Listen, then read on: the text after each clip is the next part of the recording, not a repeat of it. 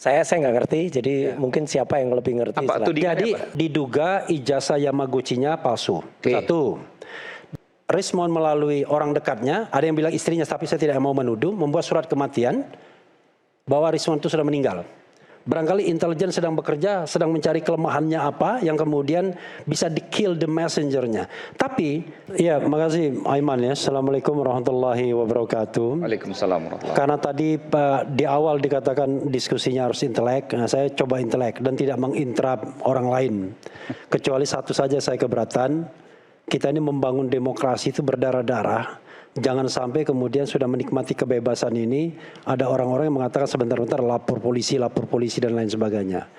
Jadi saya berkeberatan dan terus terang tidak tertarik dengan debat seperti itu, karena nggak mutu. Itu satu ya. Nah saya ingin memulai begini. Judulnya kan adalah Rismond berbalik arah, Roy CS terbelah. Saya balik ke tema ini. Rismond berbalik arah itu adalah fakta. Tapi Roy CS terbelah, itu asumsi. Jadi tepuk tangan boleh. Ya. Karena kalau yang kita maksud dengan RRT itu, Roy Rismond Tifa misalnya, atau di klaster lain ada Roy, kemudian ada RRK, ya, Rizal Fadila, kemudian Kurnia, dan kemudian ada Rustam Effendi, maka justru makin solid masing-masing klaster tersebut. Jadi Roy dan Dr. Tifa atau Dr. Tifa dan Mas Roy sudah membentuk kuasa hukum yang baru sekarang. Tadi namanya Bala RRT, Barisan Pembela Roy Rismond Tifa, itu sudah dilikuidasi oleh mereka sebagai prinsipal dan kita juga sudah menarik diri dari Rismond sebagai kuasa hukumnya. Jadi dibentuklah baru namanya Troya. Troya itu Tifa Roy's Associate. Roy Tifa Advocates, ya, Troya, paham kan Troya kan? Ya. Itu adalah kereta kemenangan. Nyindir. Hah? Enggak, Troya itu kan kereta kemenangan. Nah, kalau kan? Troya itu orang pikir kan ada disisipkan lalu kemudian dihancurkan dari dalam. Ya, orang berpikir jangan-jangan maksudnya Troya itu Bung Rismond dituding seperti itu. Enggak, Troya itu adalah kereta yang mengantarkan pada kemenangan. Ketika Achilles dan kawan-kawan bingung bagaimana menundukkan benteng, dia membuat kuda Troya. Nah, dan yang bergabung, ya, bukan tambah surut, tambah keren yang bergabung. Kita kehilangan satu tapi tumbuh 1000. Jadi ada yang baru, Munarman bergabung, ya. Kemudian Dr. Najib Gismar bergabung, Dr. Lutfi Hakim, senior saya di Fakultas UGM 6 tahun di atas saya juga bergabung. Dan nanti kami akan buktikan akan lebih banyak lawyer-lawyer yang bergabung dibandingkan pihak yang lainnya. Ya. Nah itu aja. Itu menunjukkan bahwa hati nurani untuk berjuang itu tidak bisa dikalahkan hanya dengan fenomena Rismond ini. Itu pertama. Yang kedua, kalau kita bicara fakta dan data dan analisa, ya, kita harus bedakan fakta, data dan analisa. Kalau analisa kita bisa berdebat, tetapi itulah kepintaran kita untuk membuat analisa yang meyakinkan. Tapi fakta dan data itu kan tidak bisa dibantah kalau kita mengemukakan fakta yang sama-sama kita ketahui.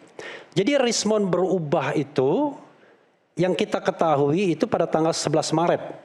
Saya mengetahuinya dari seseorang yang mengirimkan link berita CNN kepada saya. Kalau Rismond kemudian mengajukan restoratif justice. Saya agak kaget karena sebagai koordinator tim saya tidak pernah dikasih tahu oleh Rismond. Dan kemudian, tetapi intinya adalah kita tidak pernah menyesalkan orang yang mau mengambil jalannya sendiri. Tetapi yang harus kita pahami adalah faktanya adalah Rismond dilaporkan karena dugaan ijazah palsunya di Yamaguchi University.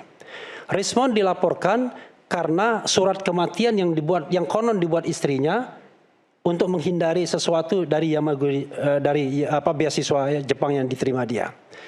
Dan itu bukan perkara ringan karena langsung berproses cepat di Polda Metro Jaya. Rismond sebentar lagi akan diperiksa. Ancaman hukumannya 6 tahun. Jadi, dan itu cepat sekali menggelinding. Sudah melibatkan istrinya pula. Jangan lupa ya, Rismond sampai sekarang belum punya putra. Jadi kalau dikatakan tadi kembali ke anaknya dan lain sebagainya itu nggak benar. Nah, dalam kondisi seperti ini, maka saya selalu bilang, killing the messenger.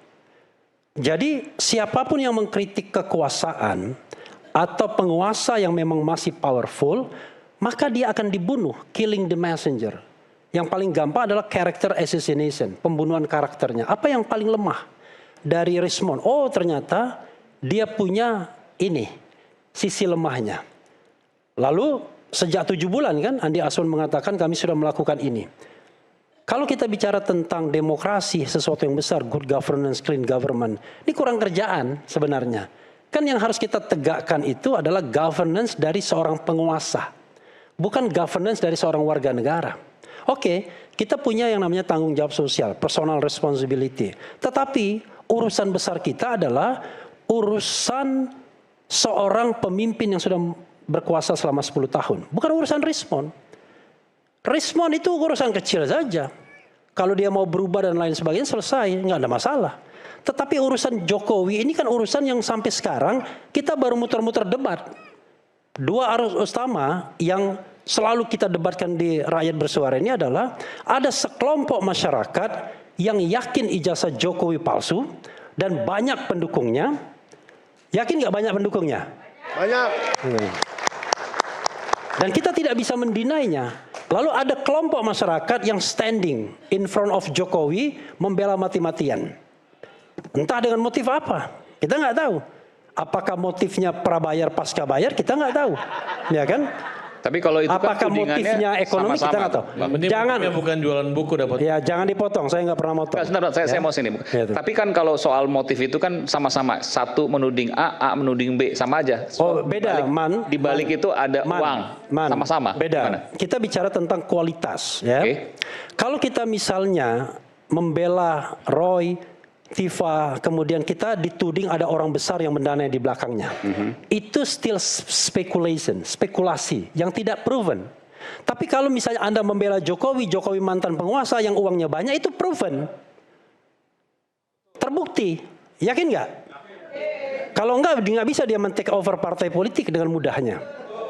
Lalu kemudian punya pengaruh yang besar dalam pemilu. Itu jelas.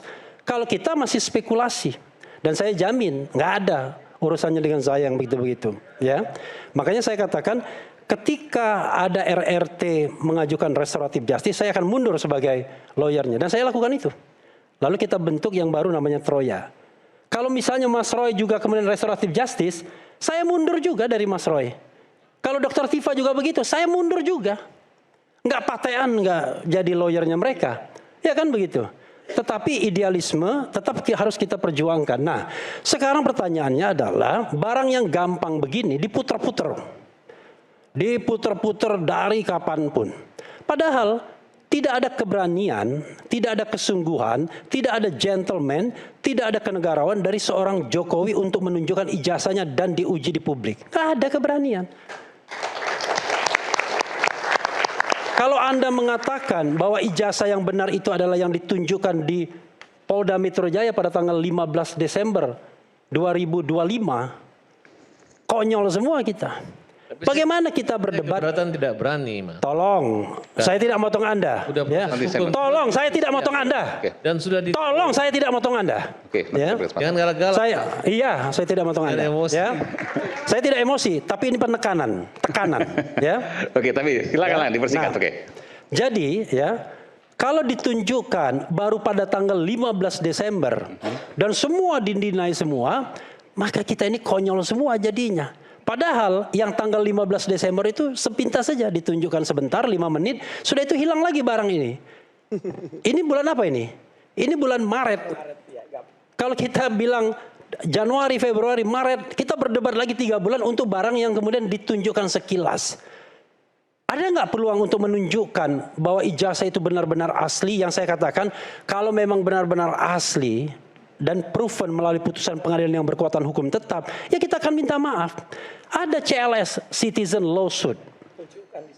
Tunjukkan di sana. Citizen Lawsuit itu pengadilan juga. Pak Jokowi pernah mengatakan, saya akan tunjukkan di pengadilan, ya, ijazah saya dan lain sebagainya. Begitu ada Citizen Lawsuit yang jelas-jelas, petitumnya itu minta agar ijazah ini dinyatakan palsu, which is harus sebaliknya dia membuktikan, tidak datang juga ijazah yang konon katanya asli. Padahal Polri adalah pihak yang juga digugat. Ingat, yang digugat itu Pak Jokowi, kemudian Rektor UGM, Wakil Rektor UGM kalau tidak salah sebagai institusi, dan kemudian kepolisian. Polisi itu Polri, Polisi Republik Indonesia. Nggak datang juga. Nah pertanyaannya adalah, appeal saya kepada pihak penyidik juga. Kita ini mau menyelesaikan masalah yang sesungguhnya atau enggak? Ataukah kita hanya menunggu agar Roy Suryo meminta maaf juga datang ke Solo, brokernya banyak, Dr. Tifa datang ke Solo, brokernya banyak, ataukah kita mau Brokernya banyak? Brokernya banyak. Yang mengajak maksudnya banyak? Iya. Contoh misalnya? Loh, Farhad aja pernah menawarkan kita. Oke. Iya kan? Satu lagi? Siapa saja, ya kan? Yang Dan ditawarkan itu, termasuk ke Anda juga maksudnya, udahlah saya Bang nggak pernah Refli, ditawarkan. ajak Mas Iya. Roy, Farhad Dr. tadi Tifa. aja waktu break masih nawarin ke sini, coba bayangkan. Gimana? Masih nawarin restoratif Nah, itu justice. saya loh. Waktu bercandain break dia, tadi. godain dia. Iya. Godain aja. Iya. Mas, Gitu. Ya, tuh. Bang Gafar punya bukti WA dari. Ya sudahlah. dari broker. Tapi saya tidak ingin Oh, WA dari broker. pada bagian itu. Apakah kita ingin menunggu Dr. Tifa? Boleh nanti dibuka. Oke. Sekarang isu yang berkembang misalnya, pernah juga diomongkan Farhad ya, dalam itu, Rismon dan Dr. Tifa sudah akan ke Solo. Sudah minta restoratif justice. Faktanya kan respon Hari ini, ya that's okay, nggak apa-apa. Tetapi jangan lupa, saya sudah mengatakan dalam latar belakang apa dia kemudian minta maaf tersebut. Anda kalau kemudian di-kill, ya makanya saya bilang killing the messenger, maka terjadi. Operasi intelijen akan datang juga pada Mas Roy. Mas Roy kira-kira apa kelemahannya yang paling utama? Nah inilah yang menurut saya menjadi tidak sehat dalam demokrasi kita. Sorry Bang Refli, tadi menurut Anda kelemahan dari Bang Rismon adalah soal ijazahnya. Salah satunya, fakta kan? Ijazah S3 doktor. Iya. Karena Itu baru sekarang ini ya. Yang diduga palsu, Anda mau katakan itu? Iya, sekarang ini saya hanya mendapatkan video dari yang namanya Taufik Bilfaqih yang sudah datang ke Jepang. Unfortunately dia cuma datang ke perpustakaan ya kan. Oke. Belum ada yang namanya official statement dari Yamaguchi University. Tetapi kita hargailah investigasi dia jauh-jauh ke Jepang, datang ke perpustakaan yang katanya tidak ada respon menyelesaikan S3, karya S3-nya di sana dan lain sebagainya. Tetapi ketika Rismon berubah, maka justru kita menemukan korelasinya untuk mengatakan jangan-jangan ini yang menjadi penyebab utama bahwa dia berubah. Karena itu saya ingin menghargai Rismon. Tetap, apa penghargaan saya terhadap Rismon? Saya mengatakan Rismon sebelum tanggal 11 Maret 2026 adalah Rismon yang genuine. Rismon yang mengatakan apa adanya. Rismon yang membuat Jokowi's White Paper menyumbang 480 halaman. Rismon yang membuat Endgame. Kalau Anda menjadi seorang peneliti, seorang penulis, Anda tidak mungkin membuat kebohongan berlembar-lembar ratusan-ratusan tersebut, kemudian membuat statement dan lain sebagainya. Jadi karena satu hal yang paling penting tadi, yang paling krusial, dan itu titik lemah adalah dugaan ijazah palsu Dr. Rismon. Dan surat kematian. Dan surat kematian apa itu? Bisa Anda jelaskan? Jadi diduga juga Rismon melalui orang dekatnya, ada yang bilang istrinya tapi saya tidak mau menuduh, membuat surat kematian bahwa Rismon itu sudah meninggal.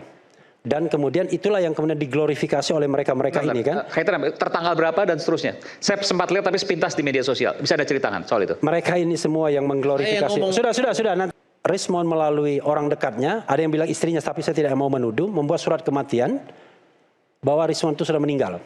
Dan kemudian itulah yang kemudian diglorifikasi oleh mereka-mereka ini kan. Kaitan tertanggal berapa dan seterusnya. Saya sempat lihat tapi sepintas di media sosial. Bisa Anda ceritakan soal itu? Mereka ini semua yang mengglorifikasi. Sudah.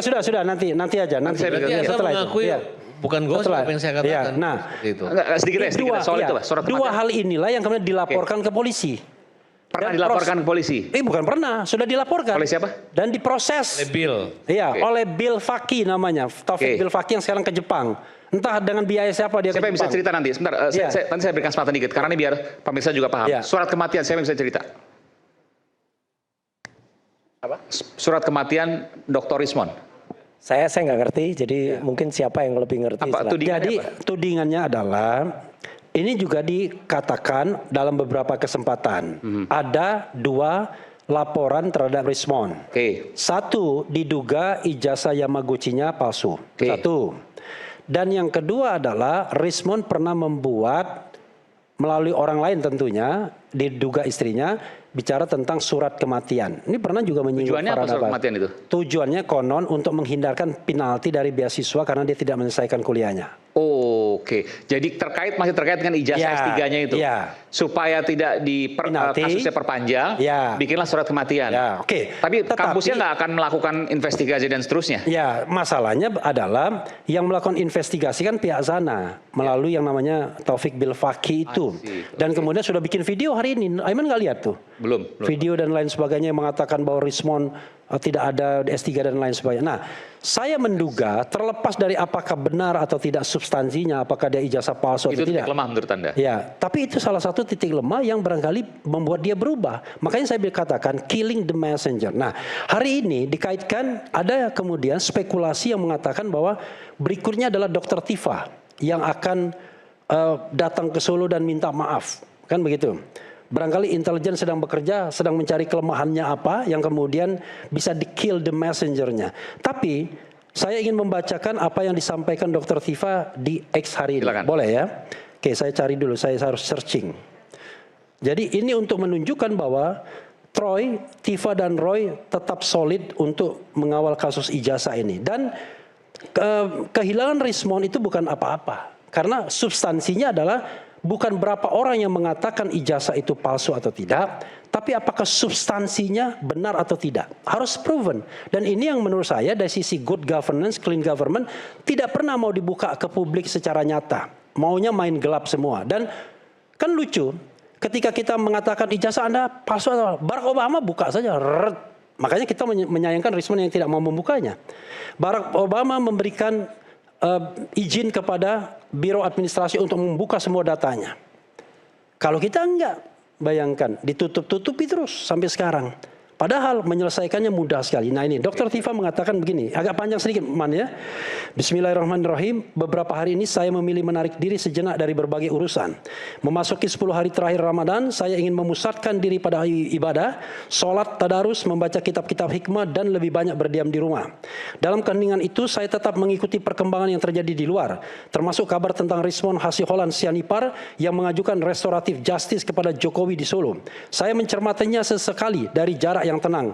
Terus terang, saya menyesalkan langkah tersebut. Saya tidak berada pada posisi yang sama dengannya. Dan insya Allah, atas izin Allah serta dukungan yang terus mengalir dari banyak pihak, saya tidak akan pernah memilih jalan rendah seperti yang dipilih Rismon.